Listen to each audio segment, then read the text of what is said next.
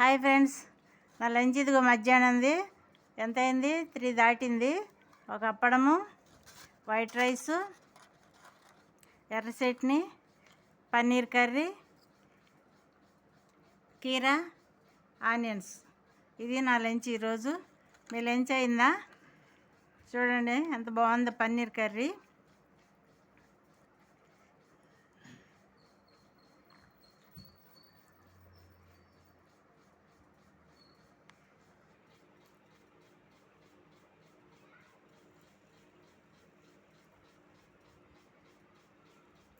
ఇదండి ఈరోజు మా లంచ్. సండే స్పెషల్ ఏం లేదండి, మామూలుగా ఎర్ర చట్నీ, పన్నీర్ కర్రీ, అప్పడము, పెరుగు, కీరా, ఆనియన్స్. ఓకేనండి, మీ లంచ్ ఏదో నాకు ఇక్కడ కామెంట్స్లో పెట్టండి.